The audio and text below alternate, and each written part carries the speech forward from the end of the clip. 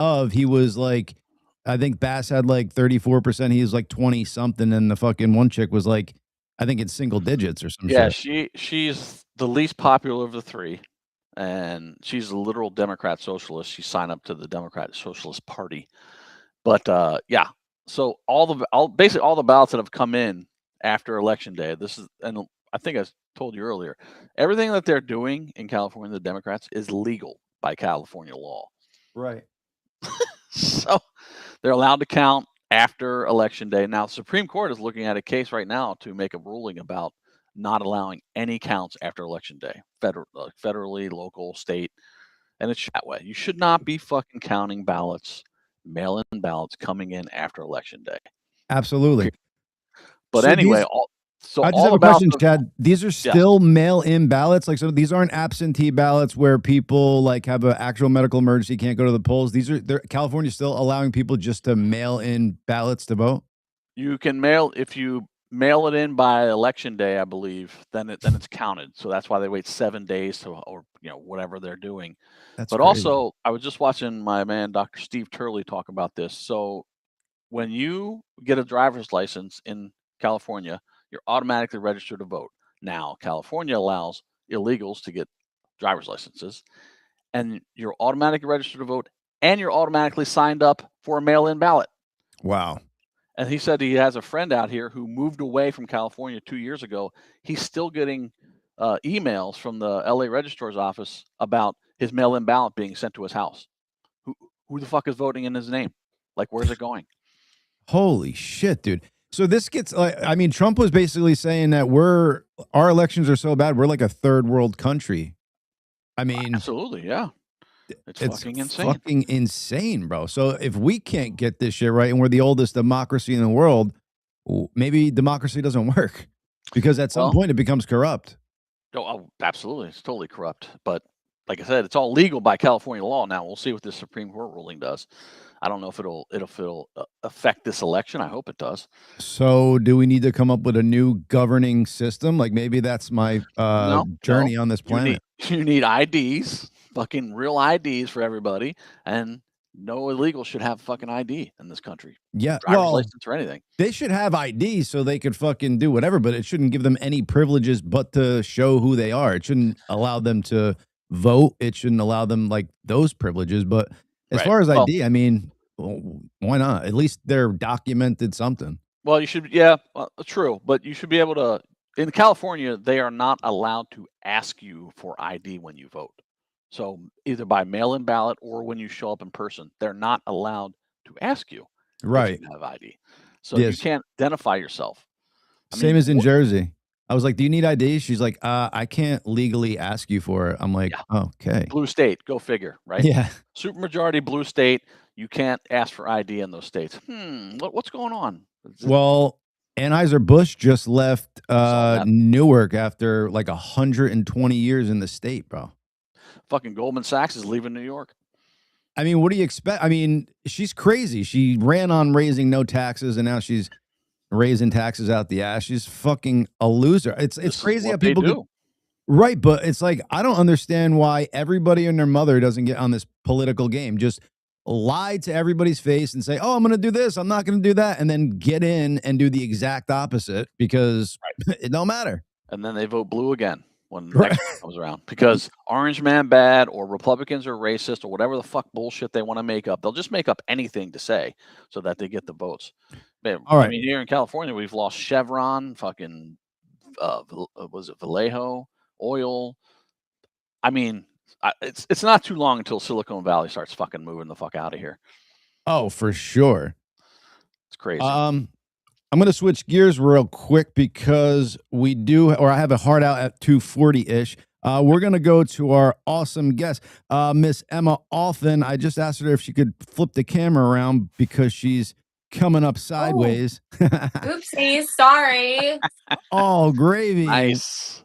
What's going on, Miss Emma? It's funny because it's like actually like I had it sideways, but sideways makes it look vertical, which is weird. Yeah. So was it maybe stuck in like I think you could lock it in some way. I don't know. There she is. There you go. Howdy. Hello. Hi. I'll apologize to your face. The last time I had a flight that I forgot about until Monday. I was like, oh shit, I can't do the show. So sorry. No, it's okay. Don't worry about it. I think you and John had a good conversation, but I was like, we got to get her back on. She was talking. Yeah, no, it was great. It was really good. Yeah, I definitely had a blasty. I was hoping, Emma, when you were fixing your camera, you didn't have one of those. I saw this like Thailand girl. She was doing these like live things, and she had this crazy filter on her face. She moved the camera a little bit, and then all of a sudden, she looked like she grew up near a nuclear power plant. So I was like hoping that Miss Emma Offen wasn't going to have the same. I don't use filters, but I feel like I'm super weirdly zoomed in. But it is what it is, I guess. Yeah, kind of. But there you go. Just crop it. Yeah. So okay. Welcome back. Hi, I'm ready. Thanks for having me. Yeah, thank you for working with us on the late start here. And I love that picture behind you. Is that you? Giving the middle fingers behind the drum? Yeah. Nice. I have to say though, I need to just defend myself to any because there's gonna be somebody in the comments being like, "You're such a narcissist. You have a picture of yourself." Oh, whatever. But this was like the most iconic like rave I ever DJ'd, and it was such a like. Okay.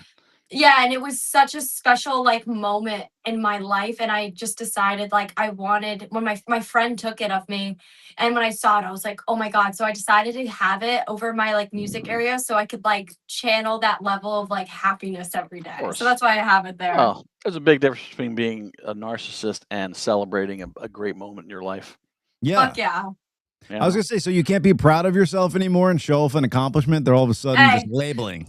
I gotta preface. There's always somebody, but there's always exactly. I was gonna say there's always somebody who's fucking gonna say something negative, but that's the end. What do you do?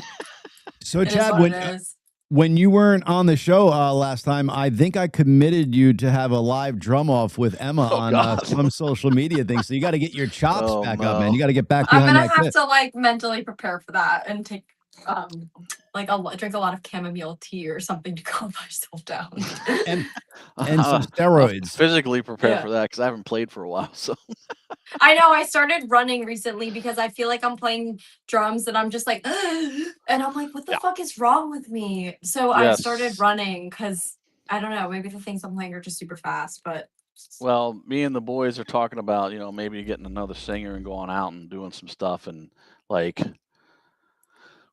I haven't played the show for 5 years, so that's gonna work my cardio up big time to contemplate that.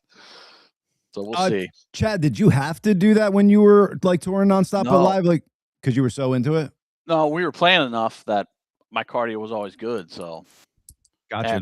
And my strength, my arms, and everything was always up to par because we were playing so much. Even if we had a year off, I'd still be able to jump back. I don't know about 5 years. It'd be hard to do a show right now. We might have to shoot you up with peptides and get you into a hyperbaric chamber after a drum sesh. Well, honestly, maybe that would work. I need to do hypoxic training, so because that's less oxygen. You train at a higher altitude. Oh, and then you get cardio becomes you get better cardio faster because your body starts making more red blood cells and. I studied this stuff.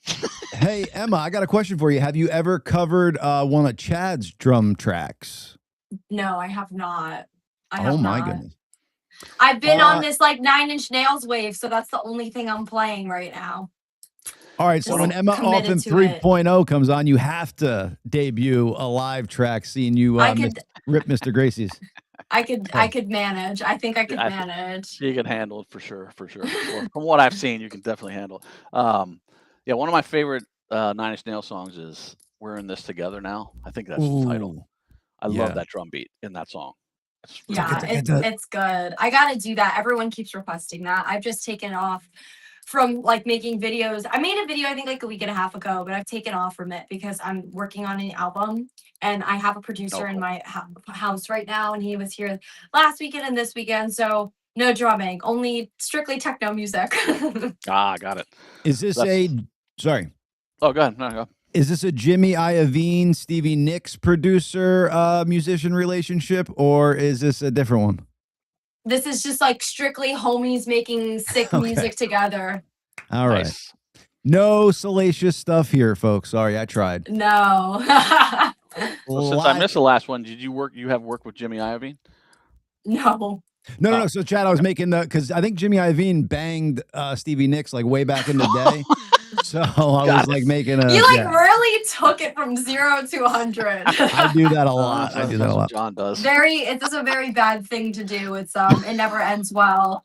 I know. I've been Me Too'd a lot just for my mouth, believe it or not. Anyway, I think she was talking about that producer Stevie Nicks relationship. Oh. That doesn't end well either. Right. No. Right. But that's cool. So is this the like your DJ music where you're making like a whole set list, or you're producing something else? We're producing an EP. It could potentially be an album. I've been submitting these songs to a pretty big deal label that I deeply admire, and I can't believe that I even have the opportunity to even show them my music. So we have been working so hard, and I'm like, regardless of what happens, the fact that we haven't had this opportunity is insane. So we are cooking like 6 to 7 hours a day, just like making tracks. So Damn. It's been very exciting.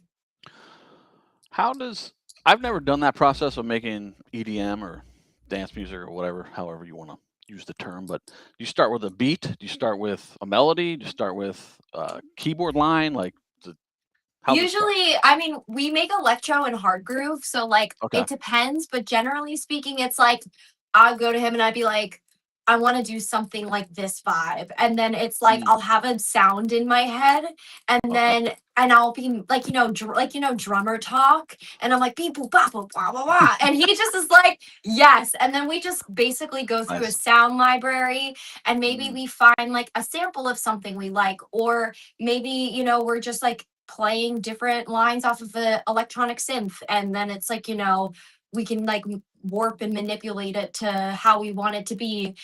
Typically it's some sort of like synthy electro-y like line, or something that's just a little bit like it could be like weird beeps. Like we really like working with like beeps. So I had an idea the other day where I was like, let's get a dolphin, and we took the dolphin's sound and we reversed it, and we and reversed it and put, I'm not even joking, we put echoes on it and adjusted the EQ of it, and it sounded nothing like it.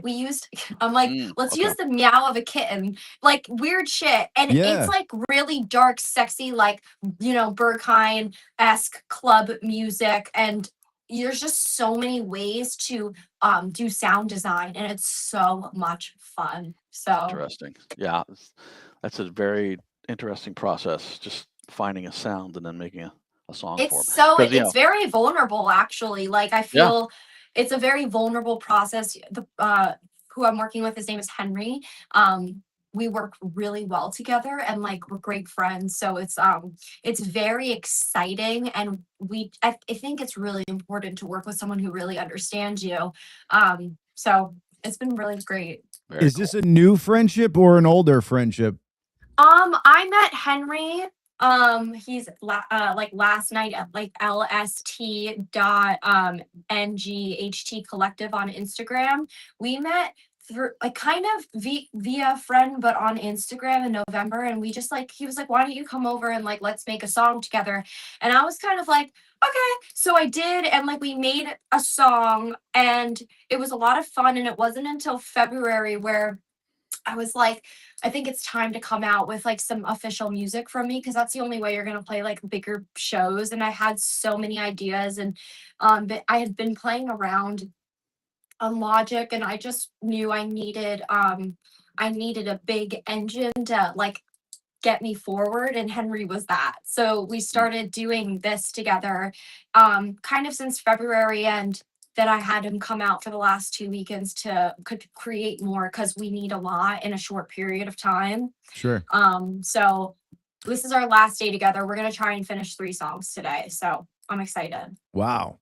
So in the beginning, your friendship and music relationship was kind of working virtually across the internet, and then this is like the first time you guys are physically in the same space making music? No, he lived in Brooklyn, and I just went there, and we worked together on like 4 or 5 tracks, and then he moved, and so now he came down for the last 2 weekends so we could just have a workflow. I mean, you can make tracks and send them back and forth to each other, but like it's so essential right now to be in the same room. Yeah. You accomplish so much more, and like little tweakings, like it's just to sit next to each other is like a game changer. And stuff we're making is so unique. Nice. And I think it's really special.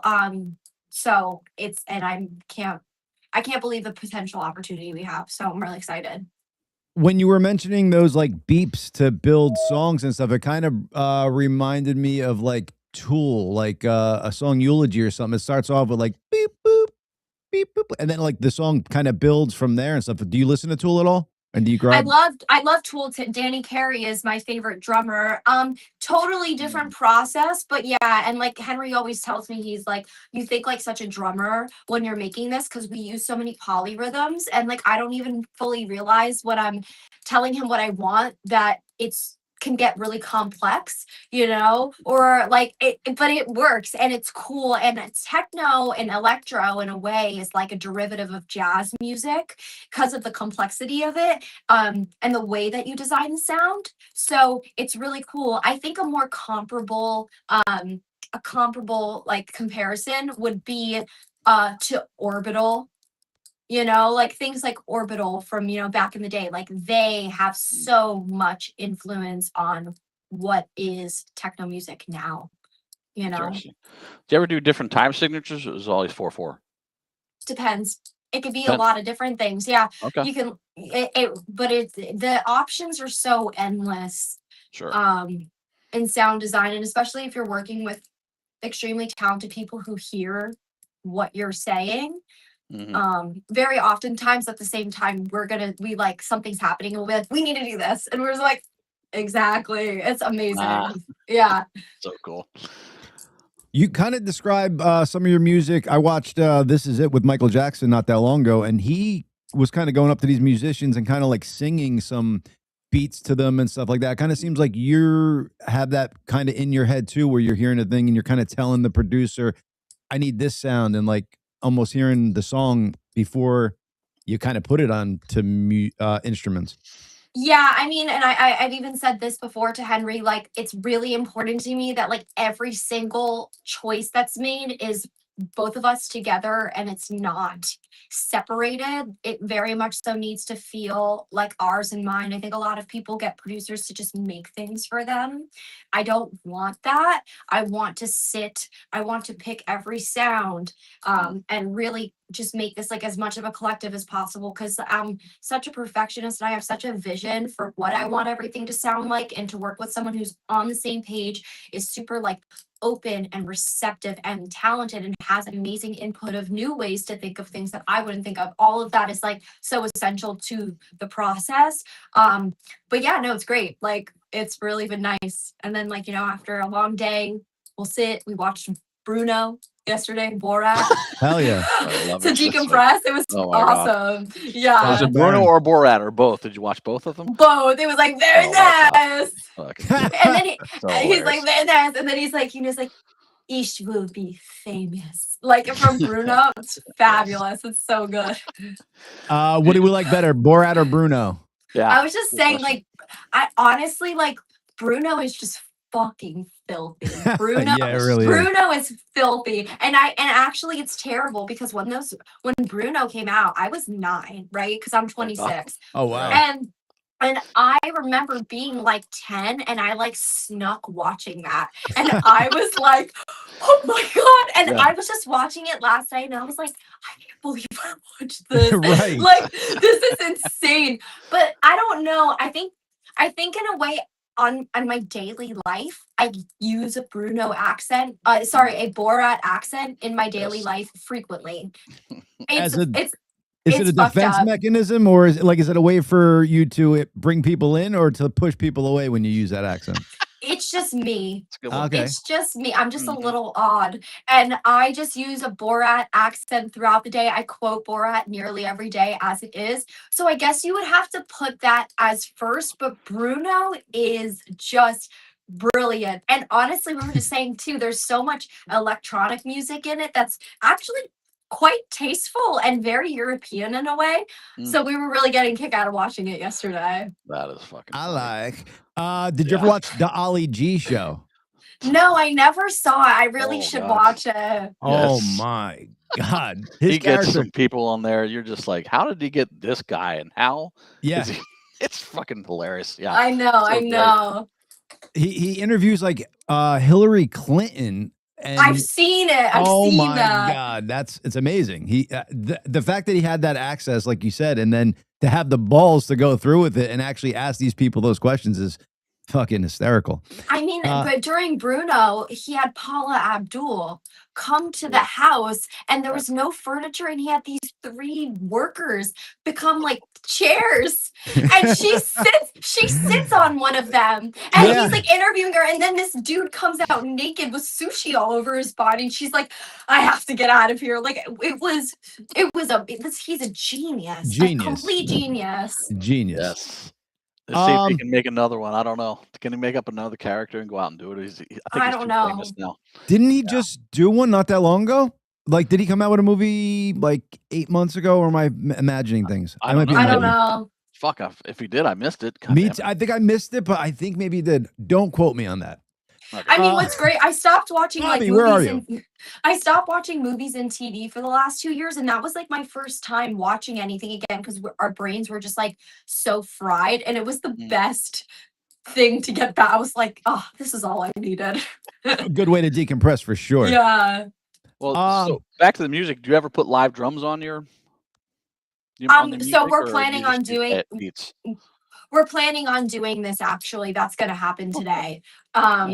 Yeah, so it's cool stuff. We're trying to be as like creative as we can and think of things differently and do new things. So I was curious because I don't know if they still do this. It was a trend for a little while where they had the DJ and then a live drummer and play along with them. And oh wow, I mean, Korn does that. Linkin Park did that. You know. Yeah. Wait, Emma, did you just hear? Did you just hear what I heard? Maybe Korn doesn't do that. What? Chad wants to perform drums while you're DJing. Oh, I didn't ask that. I think that's what he was getting at. Oh, my bad. Oh my God, that would be wild. Hey, I have the ideas here, ladies and gentlemen. But I have a question for you about music, Emma. Hit me. So, because I know you learned like to play instruments a little later in life, but did you always kind of have songs or original thoughts like of songs in your head and just never got to put them either to paper or to an instrument? Or is this awakened after you learned how to play? I had always wanted to be a drummer since I was a little girl. I played when I was in 4th grade and 5th grade. I quit. Throughout high school, I was partying a lot and like just doing drugs. And I was like kind of a mess. I was getting arrested a lot. Like, you know, I don't think I lacked confidence deeply. I didn't believe in myself to see that through. And then when I was 16, I completely stopped doing all, you know, like illegal recreational activities and whatnot. And I've been sober since.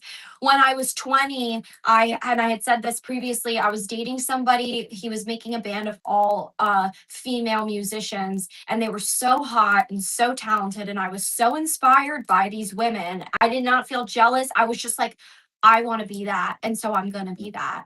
So I decided in COVID to become a DJ and a drummer. I was lucky enough to get a Facebook Marketplace drum set gifted to me for Christmas, along with a DJ board. And I literally practiced for 8 hours a day, every single day. Wow. And then I just got better and better, and like my technique sucks still.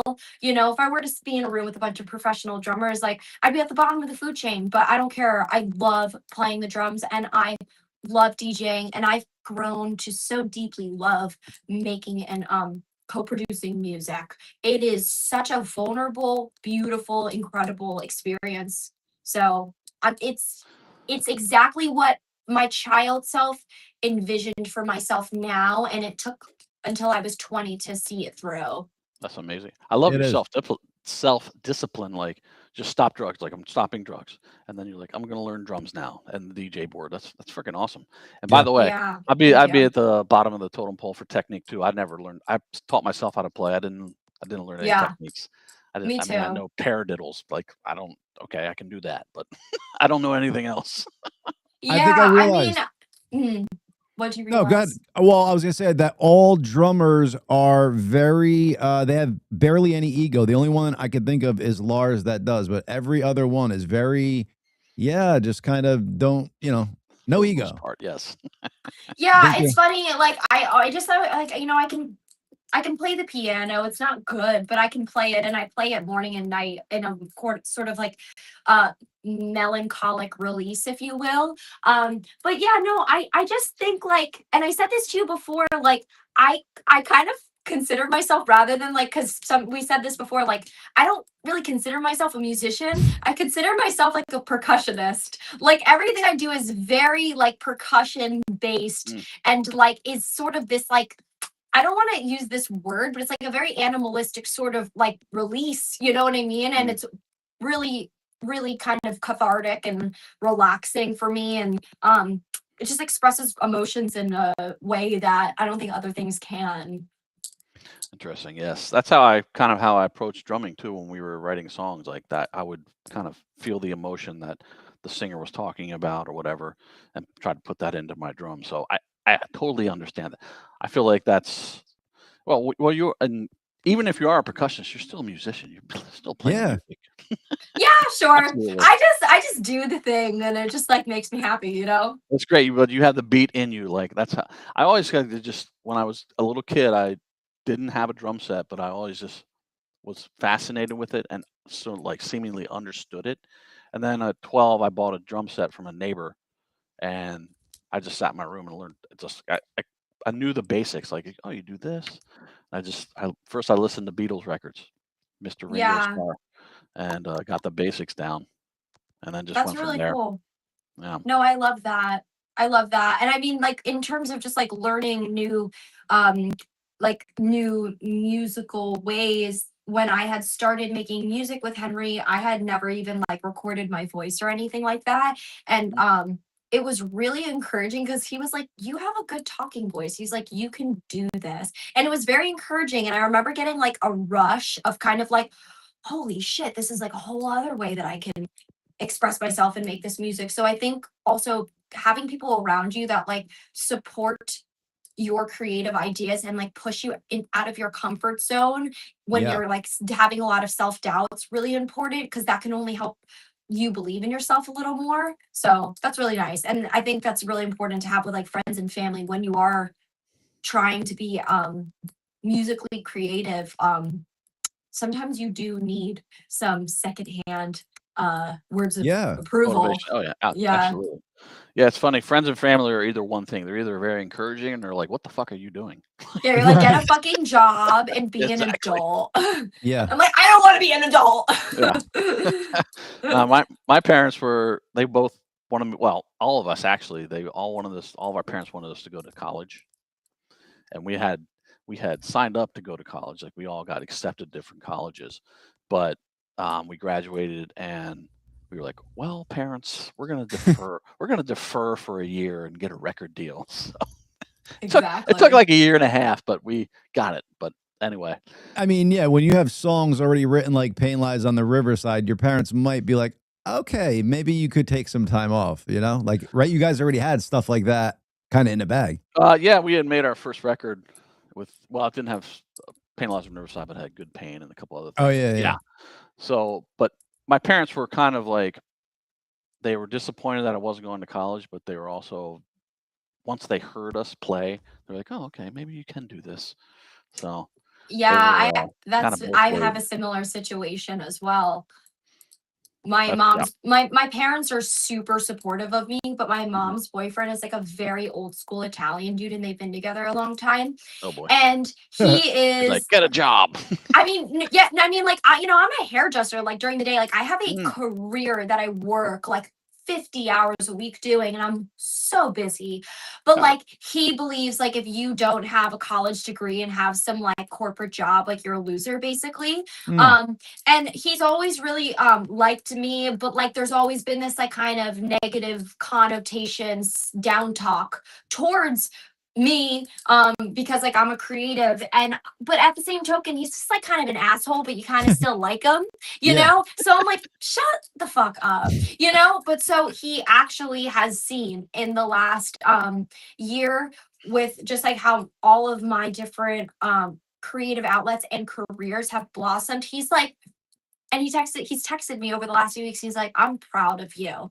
Rock He's on. like, he was like, Nice. you did that. And he's like, and I see what's happening. Like he was like, keep going. And I was like, cool. whoa. And that was like that was really, I didn't need his approval, but it was pretty sick that he said that. So yeah, that's awesome. Wow. You converted him. But yeah, like you said, you didn't need it, that's but what we do it's nice here. to have. That's right. There you go. Yeah. Yeah. Hey, when you're on the path, sometimes it's undeniable. So yeah, I guess he sees the light in you, and he's like, "All right, well, I can't say anything about it now. She's on her way." Yeah. But yeah, you did it with hard work too, so prove them wrong. Go ahead. Sorry, Chad. Oh, no worries. I was going to say that I think the correlation between having a degree and getting a corporate job is starting to. It seems to be on a downtrend. Like everyone has these degrees and they never get a job in that degree. But it seems like more and more companies are now going, let's look at you. Yeah. Not the degree you have, but let's look, like a lot of the tech firms. They don't even care if you have a college degree. If you're brilliant and you can code and do all the things that they need, they're like, okay, we'll bring you in. Yeah. Elon talks about that all the time. It's like, I don't care if you have a college degree. Like, what is that? Right. I mean, yeah, trades and skills that you can use your hands for are more and more depleted, and we need that more now than ever, you know. So Mike Rowe talks about that on his show all the time. Like he's been an advocate of the trades for years and years, decades actually. It's because less and less of people are going into them, but like you don't come out in debt. They pay for you to learn the trade. It's right. like AI is not taking over that job. Like AI is not going to take over carpenters and plumbers and electricians and welders until the robots do it. Well, robots can do some of that stuff, but like yeah. So you have the Optimus Prime, Terminator robots coming out. That was about to do all that shit. Yeah. Anyway, speaking of robots, we'll get right back to it. Optimus is coming out. The Tesla robot. He literally shut down 2 cars to make robots, and he said either 1 million or 10 million a year. That's insane. They're coming. So how long? Yeah, how long until they reach human level? 8 billion. Anyway, they're gonna have robot DJs soon. Just up there rocking. I actually don't think that at all. I think all these people no one's ever going to take away the power that the DJ has. Yeah. Like AI will never steal the power that a DJ has over the crowd. Like having that one person conduct the chaos that's ensuing, fucking robot can't do that. A playlist can't do that. You need someone managing that energy. Yeah. Can I produce a scenario though where it maybe could? Sure. When every human is Neuralinked and their brain is connected to this internet, then the AI DJ could basically, know what they're thinking and control the mood even better. Uh-oh. Okay, ancient aliens. I don't know if I agree, but you know what? We'll see. I'm a little parched from this conversation, so I'm getting myself a drink. That's all right. Yes. We're drinking too. Please, yeah. So what's the biggest show you've done as a DJ? Oh, okay. So I just hold on. Let me sit down really quick, and I'll tell you. Okay, cool. Because I want to go into I have more questions after you tell me that. Chad, aren't we going to an EDM festival and taking Molly for the weekend soon? Oh, you and I? Yeah. Great. No, I don't. So hopefully you're performing. So the biggest show that I have played yet was at House of Yes, actually, over the 2 weekends ago, and it was incredible. I want to say it was probably around 1,500 people or so, which in the grand scheme of things is not a lot, but it was a filled room and it was incredible. The venue treated me so well. It was a clown rave, and the performers were all dressed like clowns, and they were actually moving in slow motion to this really intense techno music. So it was really haunting and and really amazing.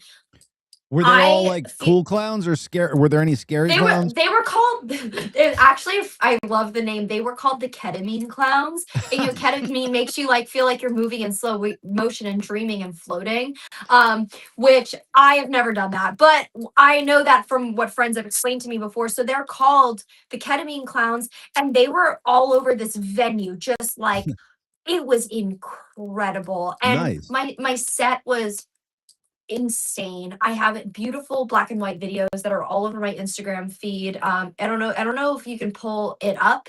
I don't know if you can do that today, but there was no words to describe how special this show was, and the videos that my videographer got were hands down just visually a perfect representation. Very cool. Well, so there were multiple DJs on the bill. Like there was, okay. Well, yeah, I opened. There was AK Sports, and then my friend Viper closed. And people always ask, like, as a DJ, do you prefer to open or close? And opening is really cool because they let the doors and all these people flood in, and your job is to get the vibe going and be the warm up DJ. And I absolutely love doing that. I played for 2 hours. That's awesome.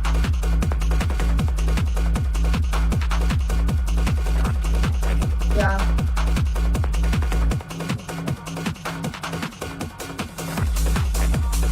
There's another one that's really cool in there. It's like a side view. It's insane. So you were the opener and you played for 2 hours. Is that what you said? Yeah, both of those are really good ones. Wow, that is a cool ass view. That's the crowd sparking in the back? Yeah, it was insane. That's dope. Who the video? They had a good idea. Yeah, my friend Robbie Cinematics took them. He's extremely talented. Shout out to Robbie. There's one more video that's right next to this one that's really cool. Yeah, that one. Yeah, that one. It was so fun. Oh, did he do this in post, turn it into black and white, or was he filming like this? No, he did it in post. Wow. I like black and white sometimes for this stuff. Yeah. But it was great. Because it's usually so like crazy, colorful and stuff. That's a kind of cool take on it. I find now that like there's a couple that's a DJ. I mean, he's huge. Like anybody who's in techno would be like, yeah, of course I know who that is. But his name is Klangkünstler, and he's German, and he doesn't do a ton of black and white videos, but his light shows are just absolutely incredible and iconic, and they're very like very like like just dark and like sexy, but big production and powerful. So I'm like really just inspired by him right now, and I thought the black and white, I mean, nowhere near what he's doing, but it kind of gives the same sort of energy to some degree, and I just really like what he's doing. So on most of these shows, do you use an LD or is it all programmed? Are you just is there usually like an LD going, like a lighting designer? Yeah, there's lighting designer like that. Yeah, there was a lighting designer for this. It was all on the spot, and they just kind of control it based on the music. But every show's different. This was a bigger thing, and honestly, the bigger the scale, the more that they have to work with. So right, interesting. I'm asking questions just based on my, my whole world of doing festivals and different shows, and how that correlates into your world.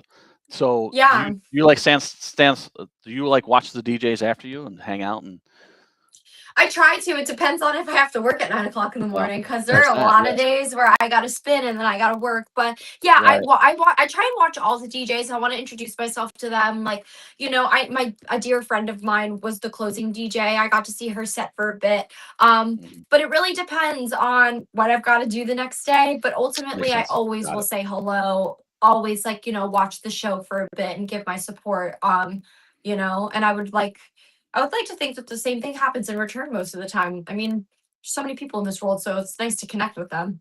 Absolutely. And so you played 2 hours. The middle DJ played 2 hours, and wow. How long did the close? 2 hours. Everyone had 2 hours. Everyone gets 2 hours. Interesting. Okay. I mean, sometimes it's an hour. 2 hours was really nice because it gives you time to take your crowd on a journey of whatever you deemed is a good fit for your set, like musically. But I like the 2-hour set. I'm a big fan of that. That's the best. It's interesting. The rock world, it's like the opener is kind of like, okay, get fucking done. We want to see the headliner. Yeah, yeah.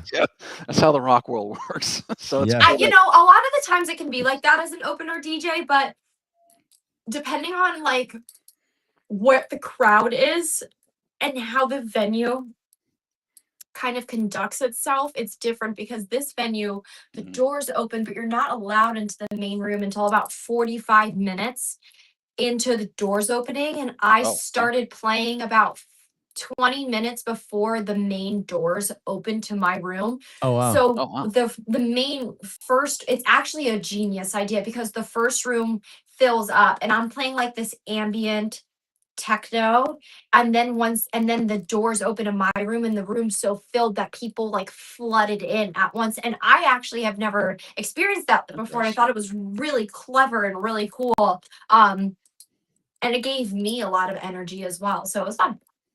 That's awesome. So you were playing to an empty room for 20 minutes?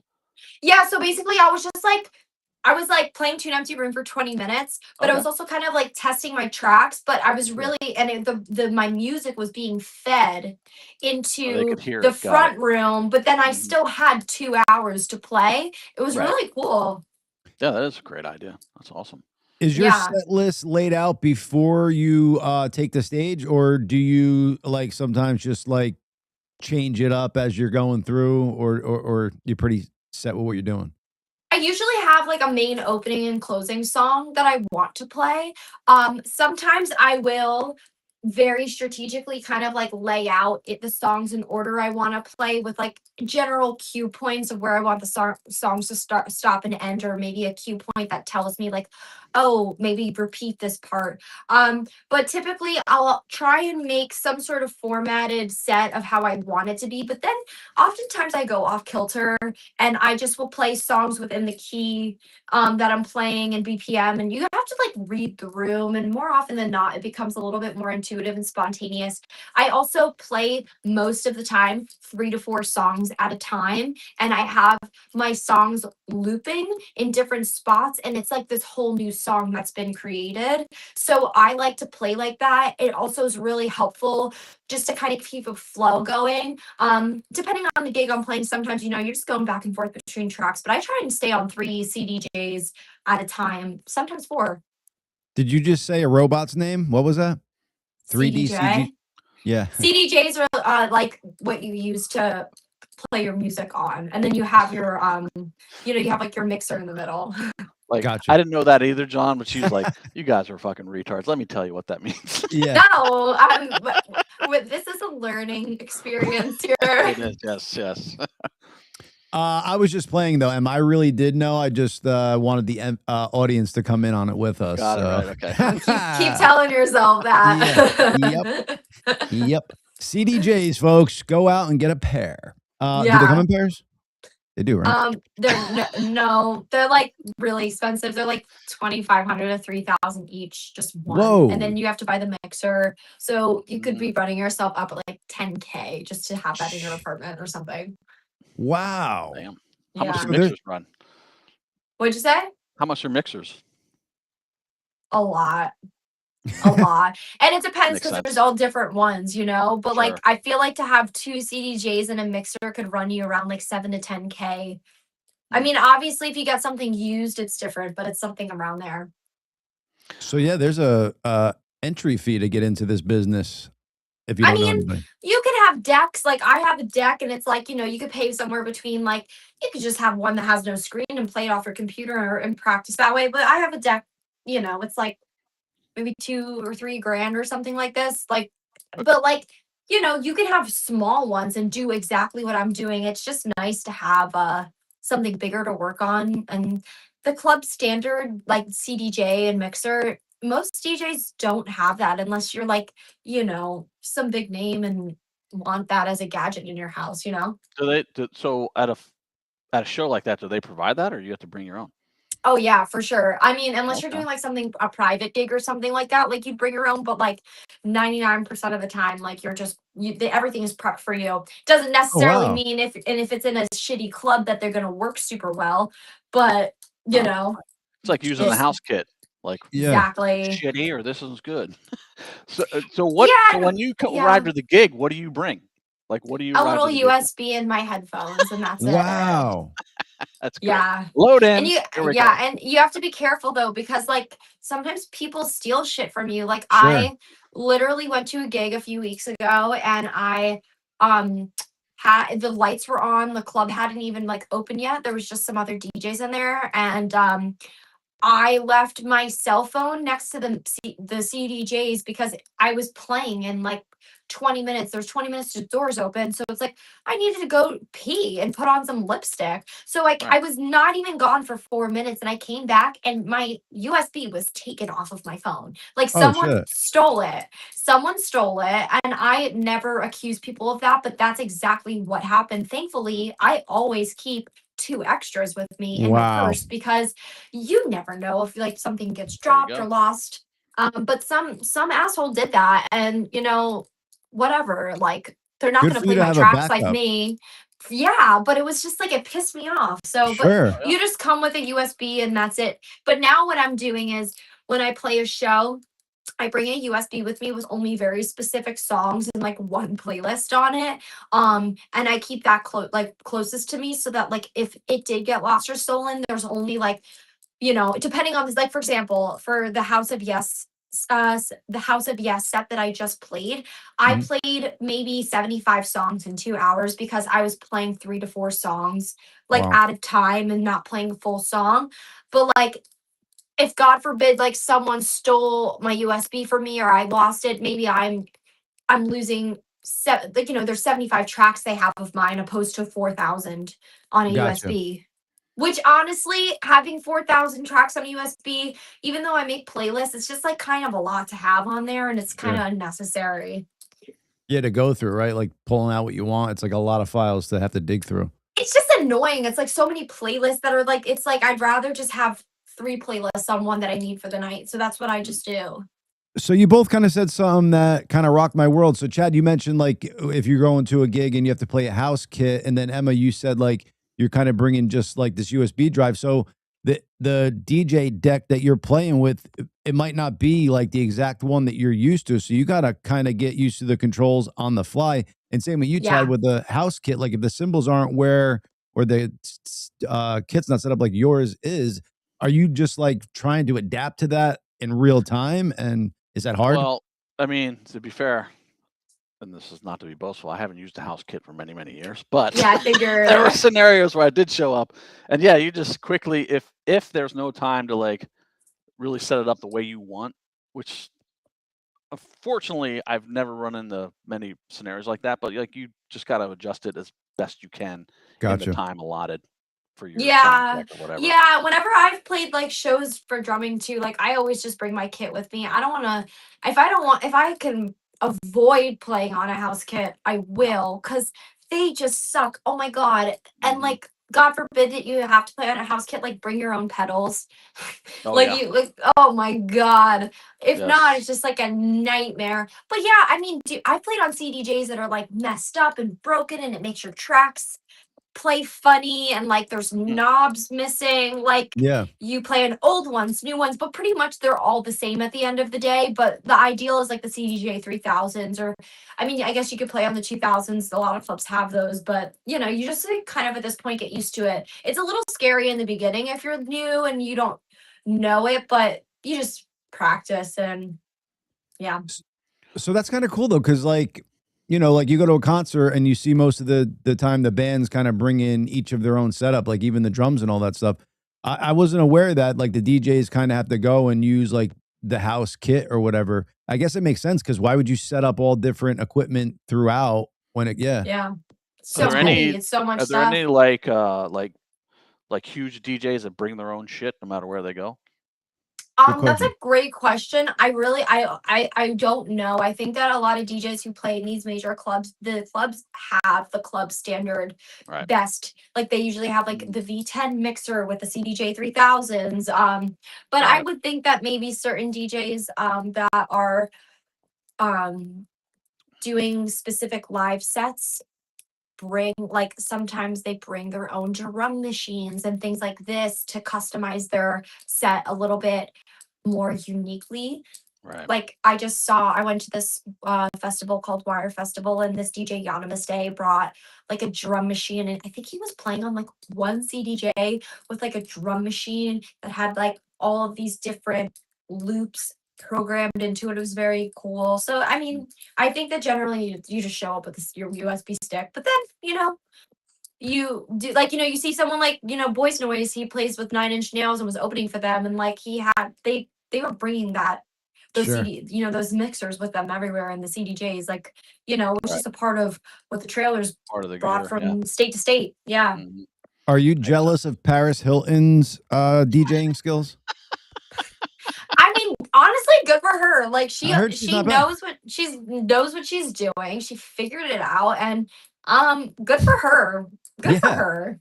I mean, she was living at the clubs at some point, so she had to have a good idea of what the music should sound like. I've never seen her do it, but I've heard she was like at one point, I think the #1 DJ in the world, and I don't know if that was just off of name recognition or if she actually had skills. Both. Yeah, okay, cool. She took the lemons that she was lucky enough to have, and she made fucking lemonade. Like Kim Kardashian with the tape. Yeah, exactly.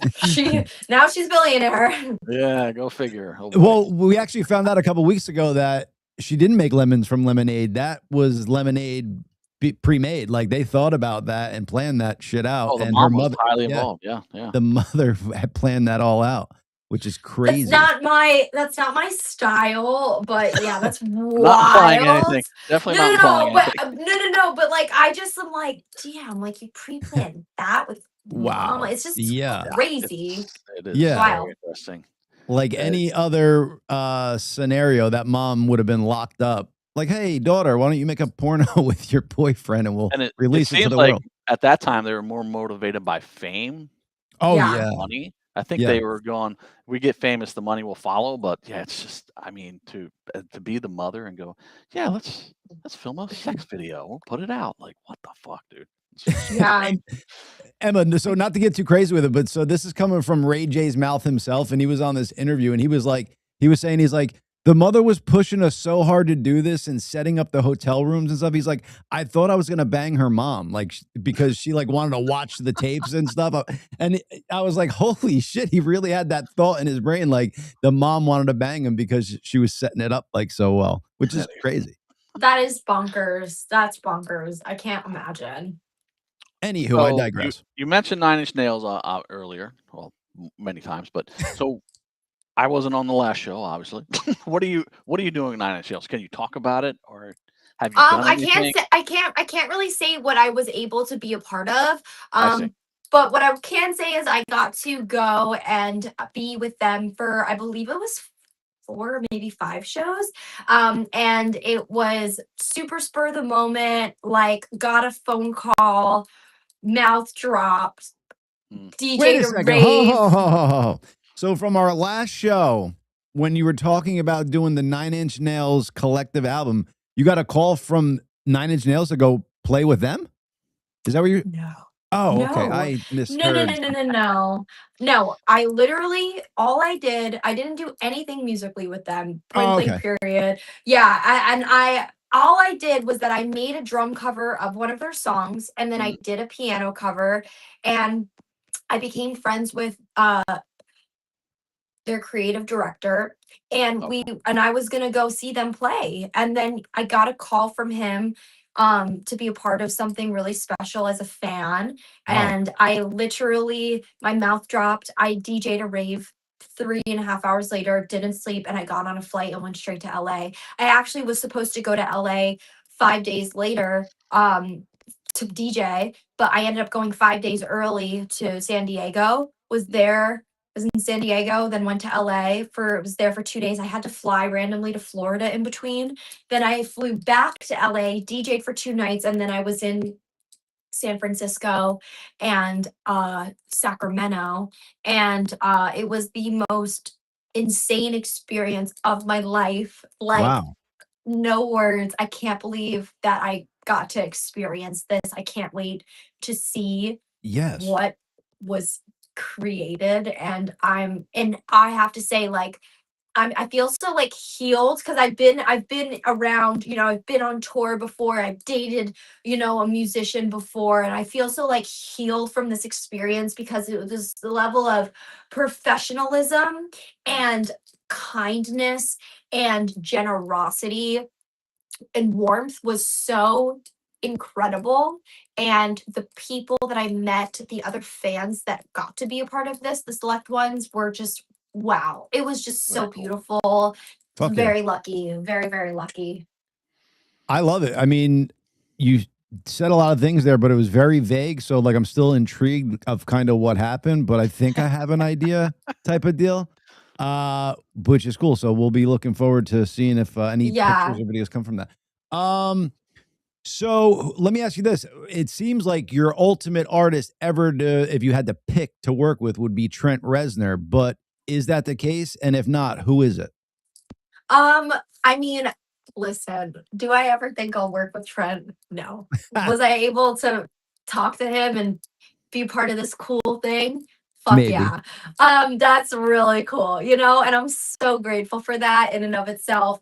But I have to be honest with you, like, my dream artist to work with, and I'm talking purely from the standpoint of I'm talking electronic music, right? Because as a drummer, I don't really have any intention at all to be a part of anything, I don't any sort of band or anything like that, unless it was something iconic, like favorite band, like ever. Like, I don't have any intention of that. I love playing for myself, and like DJing is one of my main careers. But if I had a dream artist to collaborate and work with, it would be Boys Noise.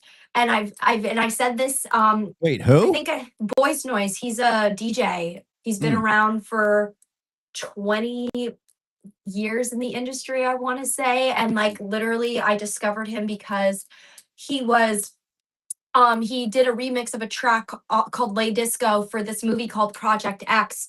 When I was like 11 years old, the movie came out. And it was so special for me to see. I'm just grabbing a phone charger because my phone's gonna die. It was such a special like thing for me to see this movie.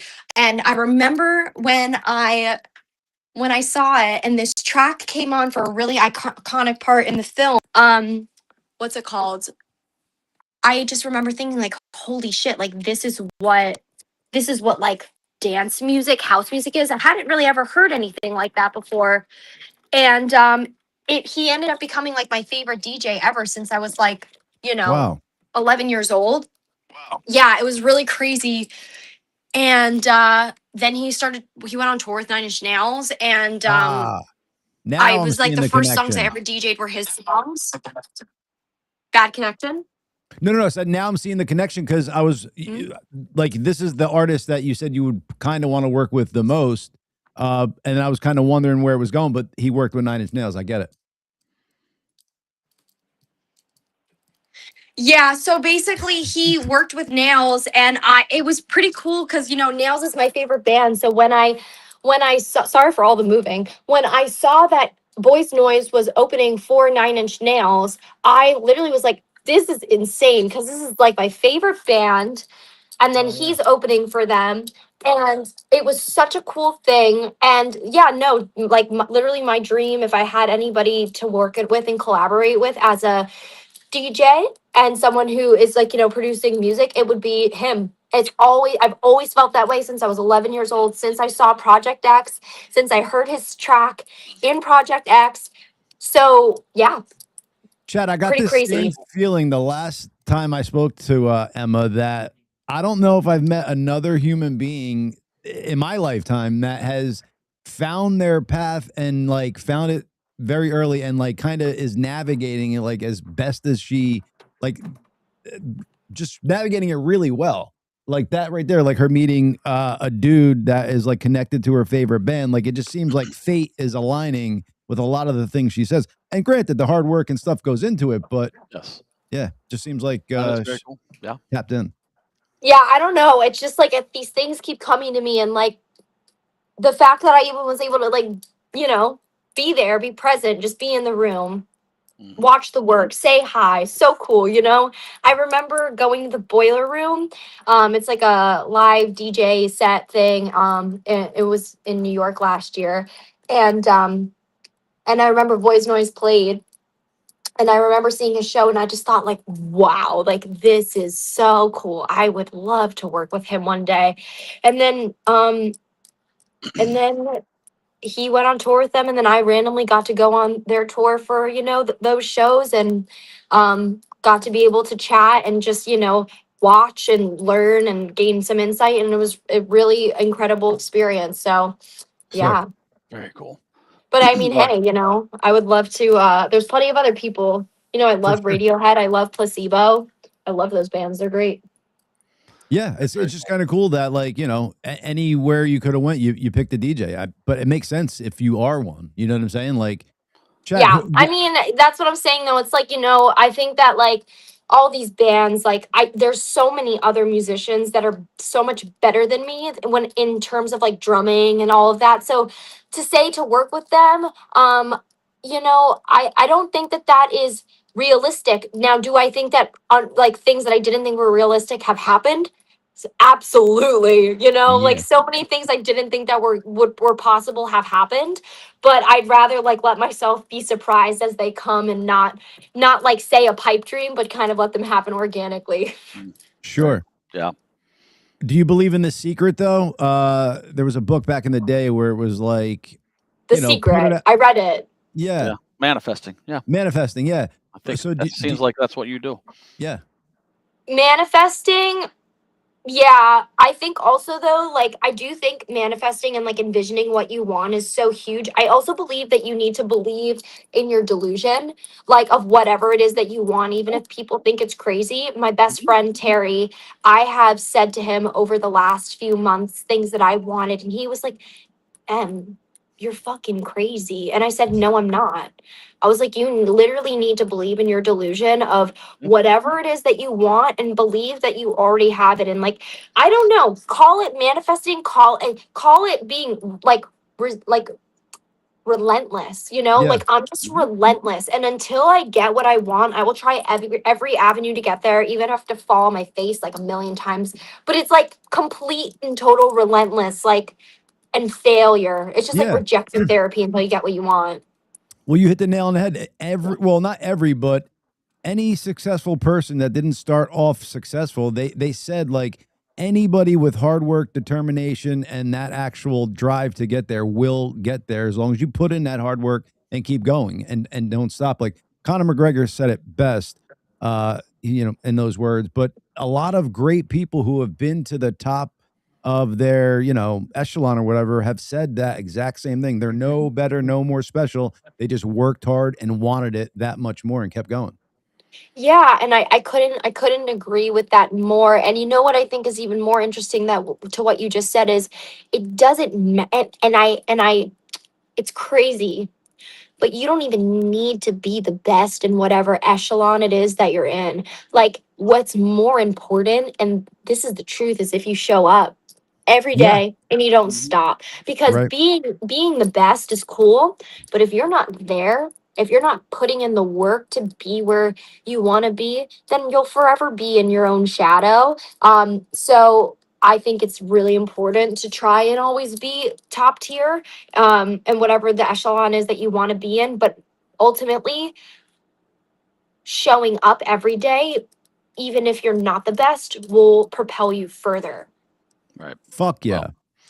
Fuck yeah. You seem to have it all. Like you have obviously self-drive. You're very talented. You seem very intelligent to me.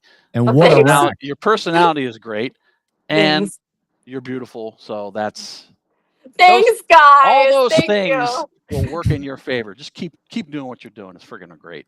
He said it eloquently. I tried to say, nice rack, but he went nice and eloquent with it. So. No, honestly though, you need like the good cop, bad cop thing. It's really working for you. Thank you. Emma, I want to leave it there because you said something really poignant at the end, and I think it was beautiful, and I think it's a good place to leave the audience thinking about what you were saying there. And of course, we always leave them wanting more. We definitely love to have you on again. So glad you got to do this with Chad. Why don't you direct the audience to your social? It is Emma Offen, OFFENX on Instagram, and my SoundCloud is linked in my bio. And I always post every day on my stories. I'm very active there. So head over to Emma Offenx on Instagram. You heard her, folks. Go check out Miss Emma Offen. Thank you so much, ma'am. Thank you, Emma. It's great to meet you. Ma'am, I ended with. Ma'am. All right, folks, we will see you same time, same place next week. I don't think we cut it early, but we do have to go. Yeah. We love you, gracious audience. Be good. Bobby, you want to say goodbye real quick? Bye, everybody. Thank you. Subscribe, like, subscribe. Like, subscribe, share.